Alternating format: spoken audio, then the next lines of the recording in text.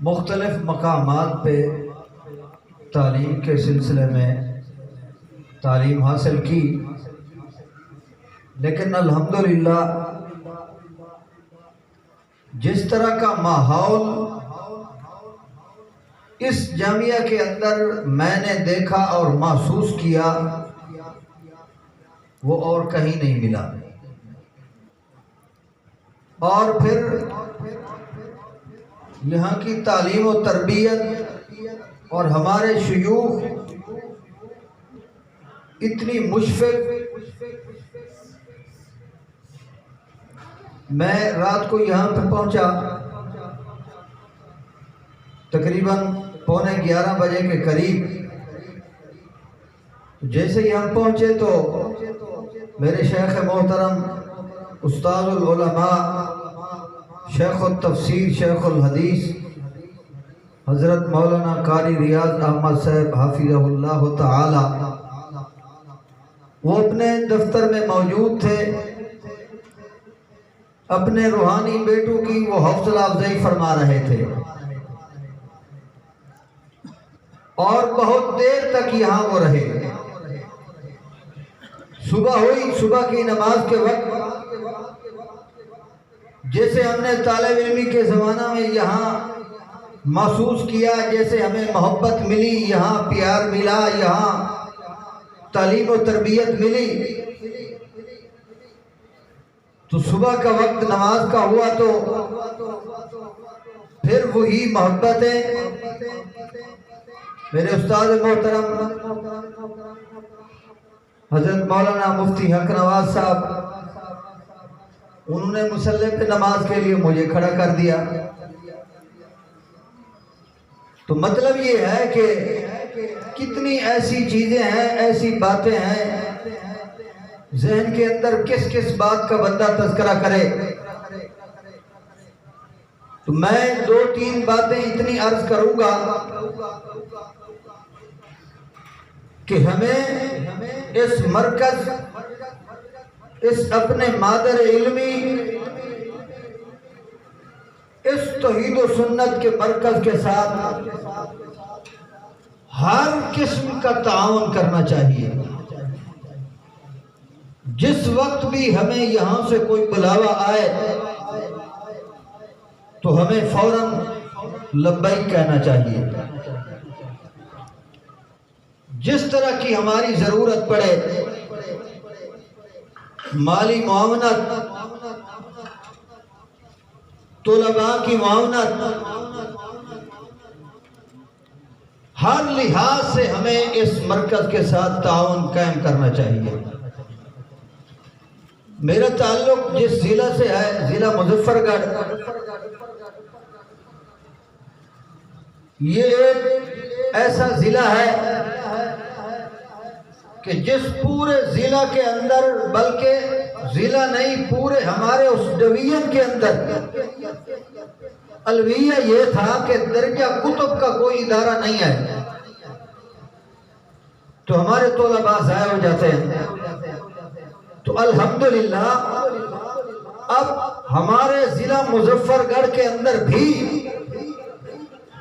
اللہ پاک نے ہمارا نصیب ایسا بہترین بنایا کہ ہمارے ضلع کے اندر بھی درجہ کتب کے مرکز اور ادارے کے لیے اللہ پاک نے میرے شیخ محترم استاد العلماء شیخ التفسیر شیخ الحدیث حضرت مولانا قاری ریاض احمد صاحب حافظہ اللہ تعالی،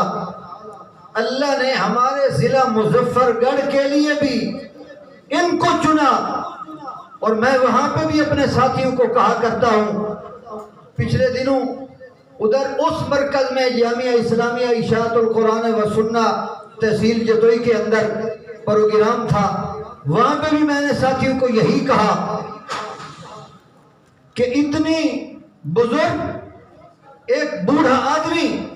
اتنی دور دراز کا وہ سفر کر کے یہاں ہمارے ضلع کی تعمیر و ترقی کے لیے،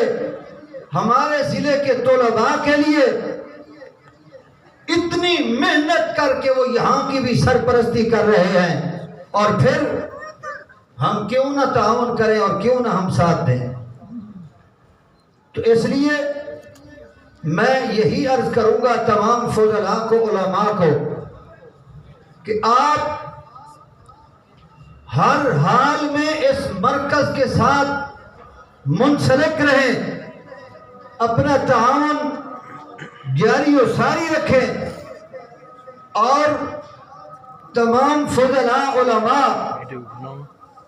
جو ادھر سے فراغت حاصل کر کے گئے، ان کے لیے ایک یہ پیغام اور التجا ہے میری کہ آپ جہاں بھی جائیں آپ کوشش کریں کہ اس شعبے کو نہیں چھوڑنا۔ جس طرح ہمارے شیخ محترم استاد العلماء شیخ الحدیث حضرت مولانا عبد الرحمن صاحب لغاری رحمت اللہ تعالی علیہ شیخ سے فرمایا کرتے تھے، فراغت کے بعد آپ یہ نہ خیال کرنا کہ مجھے بڑے بڑے اسباق ملیں تو پھر میں اس شعبے میں آؤں گا۔ فرمایا کرتے تھے نہیں، اگر آپ کو ناظرہ قرآن پاک پڑھانے کا بھی کہیں موقع مل جائے، حتیٰ کہ وہ شیخ صاحب فرمایا کرتے تھے نورانی قاعدہ پڑھانے کا بھی اگر آپ کو موقع مل جائے تو پھر بھی آپ نے اس شعبے کو نہیں چھوڑنا، کسی اور شعبے کو آپ نے اس شعبے پہ ترجیح نہیں دینی۔ تو اس لیے تمام علماء فضلاء اس شعبے کے ساتھ منسلک رہیں اور اپنے اس مرکز کے ساتھ منسلک رہیں، اپنے شیوخ کے ساتھ۔ میری دعا ہے کہ اللہ تعالی ہمارے اس مرکز کو ہمیشہ قائم اور دائم رکھے، ہمارے ان تمام شیوخ کا اللہ پاک سایہ ہمارے اوپر تعدیر سلامت رکھے۔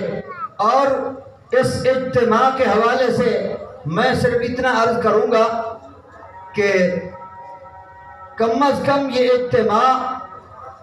3 سال کے بعد ہونا چاہیے یا 2 سال کے بعد۔ اس سے ہر سال یہ بھی تھوڑی دقت ہوگی فضلاء کے لیے، ساتھیوں کے لیے، اور اگر زیادہ وقفہ 5 سال 6 سال تو پھر بھی یہ ربط ٹوٹ جائے گا۔ اور ایک دوسری بات یہ بھی میں عرض کروں گا کہ جب بھی یہ اجتماع رکھا جائے اس پہ فضلاء علماء جب آئیں تو کم از کم ان کو پہلے یہ بتا دینا چاہیے کہ ایجنڈا کیا ہے، یعنی بالخصوص جس ساتھی کو یہاں پہ دعوت دی جائے اس کو کم از کم پہلے اتنی معلوم ہونا چاہیے کہ میں نے وہاں جا کر کیا کہنا ہے، کیا معروضات پیش کرنے ہیں۔ تو اللہ تعالیٰ مجھے آپ کو اس مرکز کے ساتھ ہمیشہ منسلک رکھے۔ وآخر دعوایا الحمدللہ۔